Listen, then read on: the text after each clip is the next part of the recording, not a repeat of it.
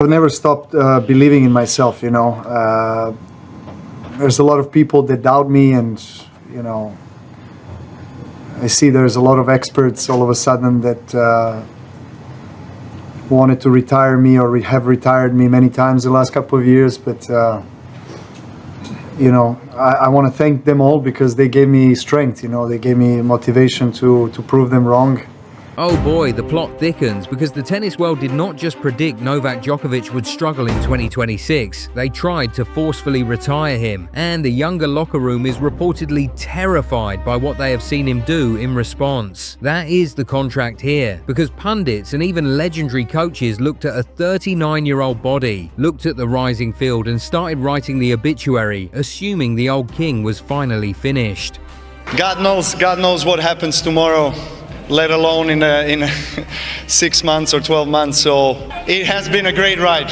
But before we get to the exact receipt that destroys their clean retirement narrative, I need your help. So if you like these tennis drama breakdowns where a legend turns disrespect into a weapon, hit subscribe right now, because this is about the moment the sport's biggest critics realized they handed Djokovic the exact fuel he needed. The sacred violation started before the Australian Open, when tennis experts built a model that seemed almost impossible to argue with, claiming best of 5 was becoming too physical and Melbourne was his last serious shot at a major, maybe his last major altogether. Rene Stubbs suggested it would likely be his final major because he would not want to keep grinding through clay and grass slams. Former doubles number 1 Rene Stubbs says that the end is in sight. In fact, she predicts the 2026 Australian Open will be Novak's final Grand Slam tournament appearance. While Mark Woodford said if he did not post a good result in Australia, he would not be surprised if Novak calls it a day. Pat Cash even delivered a brutal verdict, stating he did not see Djokovic defeating Alcaraz and Sinner in back-to-back 5-set matches, explicitly calling that his problem. The disrespect was not just predicting a loss, it was treating his decline as an absolute finality, framing his body like a solved problem and turning his career into a retirement schedule. But Djokovic refused to let someone else sign his death certificate, pulling out the first massive receipt by dragging the entire retirement theory onto Rod Laver Arena and making it play 4 hours of brutal tennis against Jannik Sinner. Sinner was the chosen executioner, the 2-time defending champion who had beaten Djokovic 5 straight times, representing the youth, power and form that was supposed to tilt the finish line. When Djokovic lost the first set 6-3, then fell behind 2-1 after dropping the third 6-4, the last dance prophecy looked completely validated in real time. But then out of nowhere, Djokovic turned survival into a torture chamber for the younger man, specifically in the 5th set where Sinner generated 8 break points, 8 chances for Sinner to close the coffin, and Djokovic erased every single one, converting his own key chance to go up 4-3 and pulling off a 3-6, 6-3, 4-6, 6-4, 6-4 comeback past 1:30 in the morning to reach his 11th Australian Open final. I have tremendous respect for him.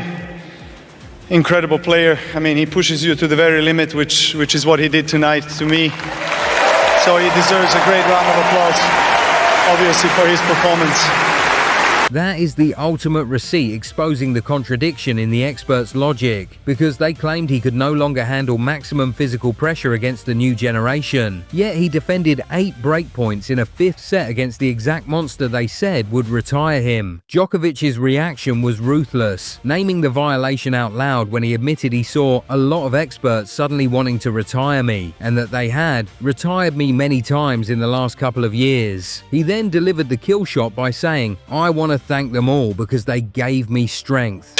And how's that affecting me? As I said, I don't feel like I'm chasing, I'm creating my own history. He added that the performance was definitely the finest in the last couple of years, pointing out it was not a surprise because I know what I'm capable of. He even called the media's framing disrespectful, pushing back by declaring he is creating my own story, flatly rejecting the idea that his present is just about chasing younger men. Another rumour started flying right after Melbourne, sharp speculation that if he had lost that match cleanly, he was prepared to drastically slash his schedule or even walk away entirely, but the sheer disrespect from the pundits actually bullied his ego into staying. And this is where the second loop opens, because the disrespect merely changed locations and voices, with Tony Nadal stepping up to frame Djokovic like a broken machine.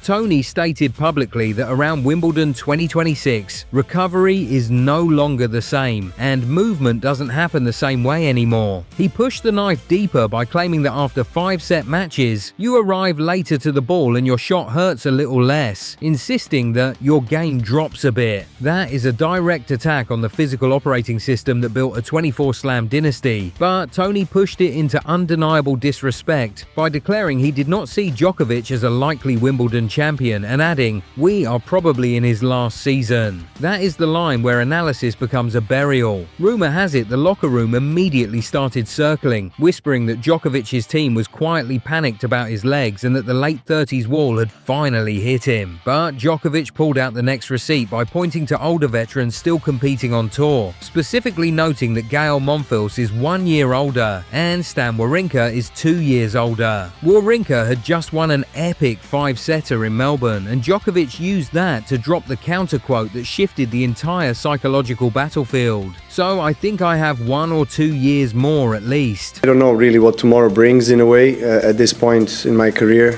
I'm gonna keep on keeping on, I guess. That is not just confidence, that is a promise of destruction, because he is telling the tour that the decline may be real, but the deadline is his alone to dictate. But the tennis world has a short memory, and this is where the third loop opens, shifting the battlefield to the grass where Alcaraz had beaten him in the 2023 and 2024 finals, and Sinner had dismantled him in straight sets in the 2025 semi-final. After that 2025 loss, Djokovic honestly admitted his body felt like a half-empty tank. I ran out of gas, to be honest. I didn't feel good at all on the court in the next couple of sets. I think dealing with the physical math of 7 matches every 2 days. But he flatly refused the media's attempt to force him out, promising, "I would be sad if this were my last match on centre court," and then firmly stating, "I'm not planning to finish my Wimbledon career today. I'm planning to come back definitely at least one more time." Hopefully it's not my last match on the center court. I'm not planning to finish my Wimbledon career today. So I'm planning to come back, definitely at least one more time, play on the center court, for sure.